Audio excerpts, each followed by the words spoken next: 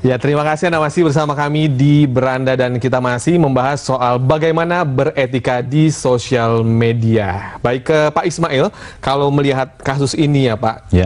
Kalau si Florence yang posting, kemudian juga masyarakat mengomentari dengan mungkin juga membalasnya dengan kontroversi. Nah ini yang disalahkan siapa sih Pak? Dan bagaimana hukum di sini berlakunya seperti apa? Pertama begini, perlu kita sadari bersama bahwa kita berkomunikasi di media sosial itu, kita berkomunikasi di ruang publik. Di ruang publik itu milik kita semua, bukan milik seorang. Oleh sebabnya itu, maka setiap orang yang ingin menggunakan media sosial, dia harus tahu bahwa itu dia bicara di media publik, di mana semua orang bisa tahu. Artinya kita harus tadi itu punya etika, punya cara tersendiri sehingga tidak menyinggung orang lain. Nah, banyak orang mengatakan bahwa oh ini mungkin melanggar undang-undang ITE, ya kan? Ini juga salah kaprah juga nih. Ya, setiap ada persoalan-persoalan begitu langsung melanggar undang-undang ITE, pencemaran nama baik, penghinaan dan sebagainya.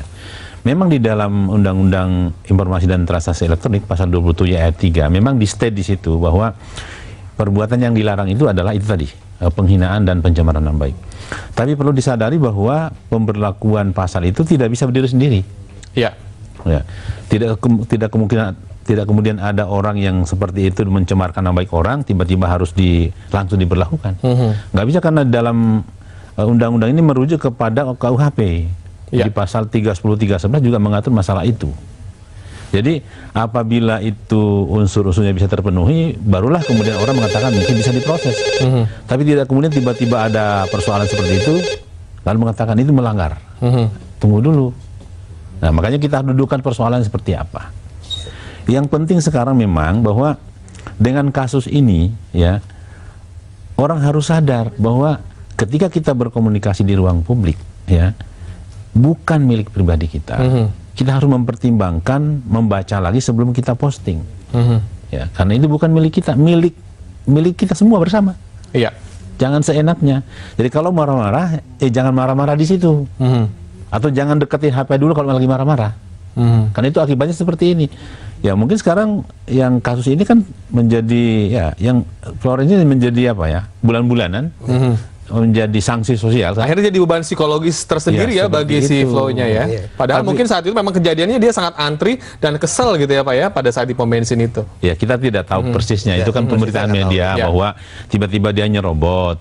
Ya, apa betul seperti itu kan kita nggak bisa pastikan dulu. Ya, baik, nanti kita angkat telepon dulu terlebih dahulu. Selamat sore. Iya, sore. Dengan siapa di mana? Dengan Bu Sinta. Ya, silakan Ibu Vinta komentarnya. Iya, saya juga ikut sosial media sih, mungkin Pak Lukman juga tahu, saya Dirluk gitu ya. Jadi memang kalau kita ikut sosial media memang awalnya memang tersandung-sandung ya, karena kita kan belajar mengenali medan baru. Kalau saya sih mengibaratkannya sosial media tuh ibarat piring ya Pak Lukman ya. Jadi piring itu kan ada macam-macam wadah bentuknya. Ada yang untuk berkuah, ada yang untuk oseng, ceper gitu kan. Kalau misalkan semua jenis makanan kita samaratakan untuk jenis wadah piring, itu bisa berabe, betul nggak Pak Bukman? Ya, betul. Ya. Jadi kalau sop ditaruh di tempat yang ceper ya tumpah. Jadi kalau misalkan oseng-oseng taruh di tempat sop juga kan tak indah, tak layak, kan? Betul. Gitu. Jadi, tapi memang kita harus tanda kutip salah dulu sih Pak Nukman. Salah.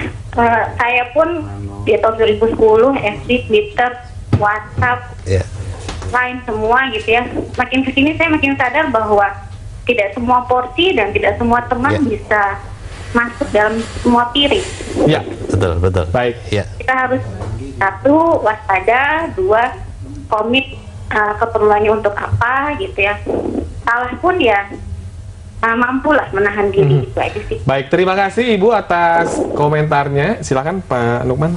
Ya itu tadi penggambaran yang menarik ya. Sebenarnya setiap media sosial itu punya karakteristik masing-masing gitu, gaya masing-masing, sehingga tidak cocok kalau kemudian dibanding-bandingkan gitu ya. Cara kita berkomunikasi juga beda-beda. Di Facebook beda, di Twitter beda, di Pet beda.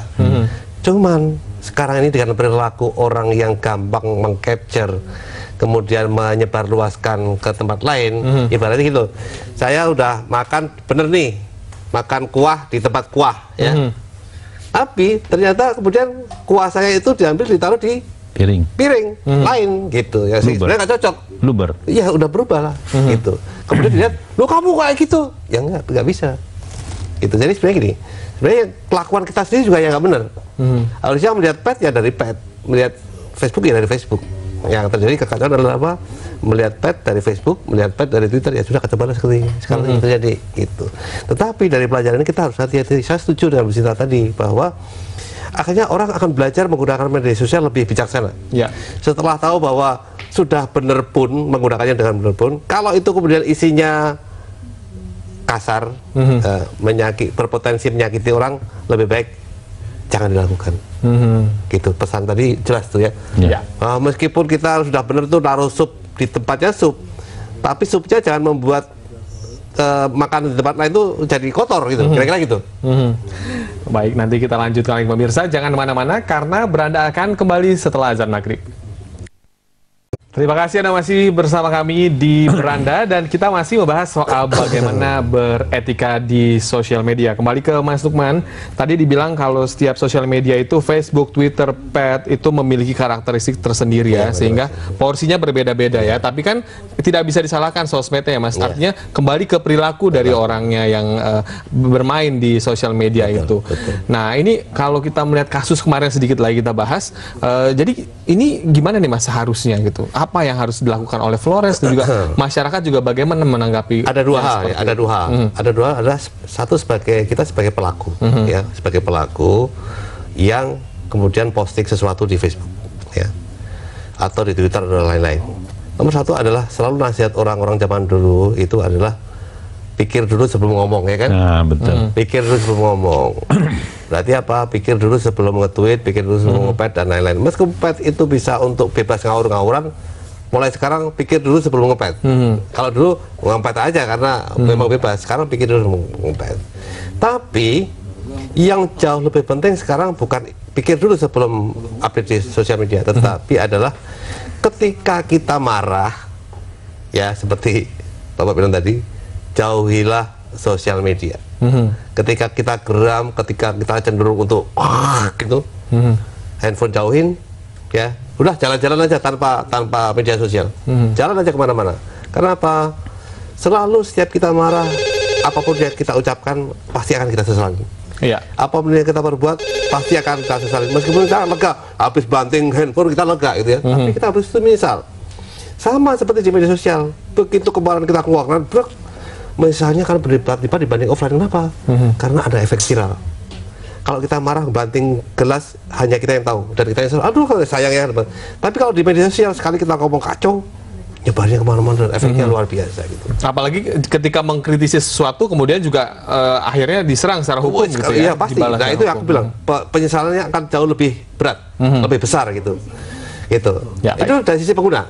Tapi dari sisi orang lain yang melihat kayak gitu harusnya juga ngerti bahwa kalau ada teman kita marah, kalau ada teman kita ngawur, jangan panggil polisi, tapi dikasih tahu kenapa sih kamu begitu, ya kan?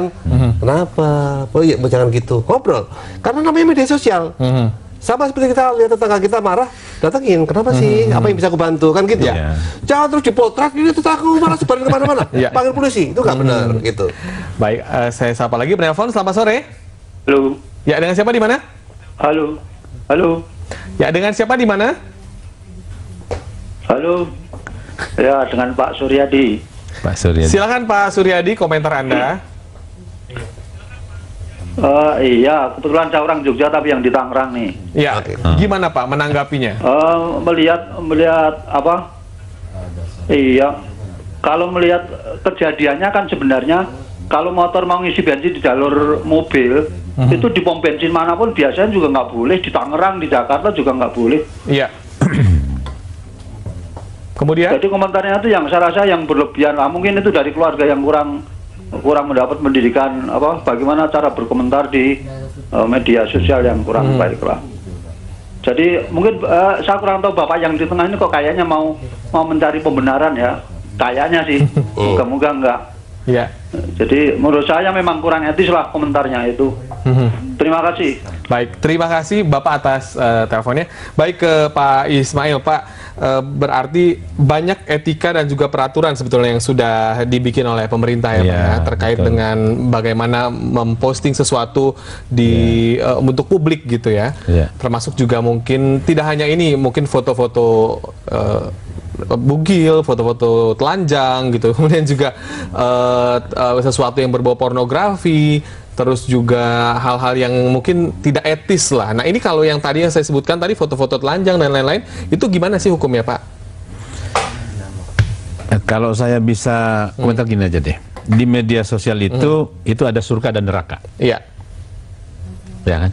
Kalau seorang memposting sesuatu hal nasihat-nasihat, kata-kata yang bijak, kemudian himbauan-himbauan yang menarik dan diikuti orang, itu secara agama dapat pahala loh.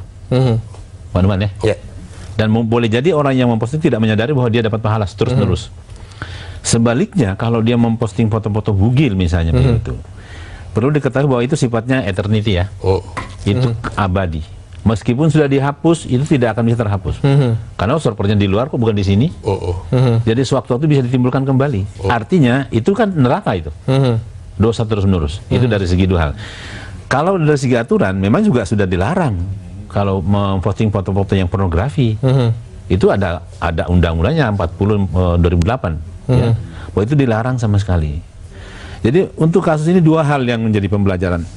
Yang pertama, dari sisi Florence, ya betul bahwa seorang yang ingin memposting sesuatu sudah dibahas tadi, itu bacalah lebih dahulu, lihat lagi, pikirkan lagi akibatnya seperti apa, supaya tidak menuai akibat yang negatif.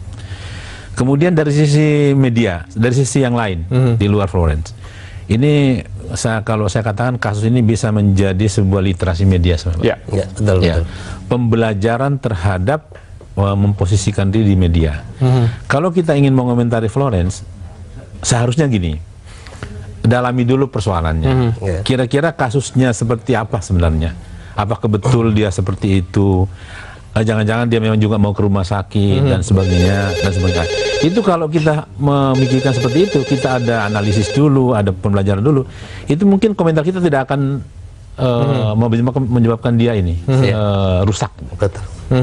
Jadi ada dua hal, jadi dari sisi Florence dan dari sisi orang yang mengomentari komentar tadi. Ya. Jadi tahu konteksnya lah. Tahu konteksnya. Cuma baca teksnya. Dan sama kalau menanggapi berita tetangga misalnya, jangan langsung percaya dulu. Iya kan? Apa yang diposting, kalau tadi seperti pornografi juga akan bersifat abadi ya, Pak ya? Betul. Jadi hati-hatilah memposting sesuatu. Baik, sudah ada penelpon lagi. Saya sapa, selamat sore. Selamat sore, Pak. Dengan siapa di mana? Dengan Pak Ovan. Iya, silakan komentar Anda. Pak Ovan. Ya, silakan komentar Anda. Ya, terima kasih, Pak. Yang pertama yang ingin saya sampaikan adalah bahwa penggunaan internet di Indonesia ini kita hanya sebagai user. Nah, kemudian untuk sosial media itu selama ini tidak ada pembelajarannya. Tidak ada pembelajarannya atau tidak ada informasi bagaimana menyampaikan di sosial media. Nah, itu kembali lagi kepada pendidikan, Pak. Kepada pendidikan bagaimana cara berinternet sehat. Yang mungkin tahun kemarin itu dipublikasikan secara gencar bagaimana internet sehat itu bisa dilakukan di Indonesia. Nah, ini juga sesuai dengan etika di internet itu sebetulnya sudah disampaikan di dunia pendidikan yang selama ini selama 2-3 tahun ke belakang itu sudah mulai dipublikasikan.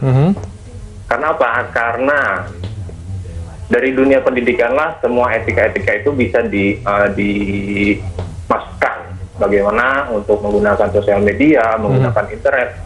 Dan satu hal adalah pengawasan dari orang tua dan guru yang harus diutamakan. Terutama di lingkungan sekolah, rumah, itu juga harus diperhatikan juga. Dan kebanyakan adalah siswa atau anak-anak yang sudah pandai menggunakan internet, bahkan kebalikannya orang tuanya tidak tahu gitu pemanfaatan sosial medianya, dan itu tidak ada kontrol. Mungkin saja Pak. Ya, baik. Terima kasih atas komentarnya. Nanti akan ditanggapi setelah break. Jangan kemana-mana, tetap di Beranda.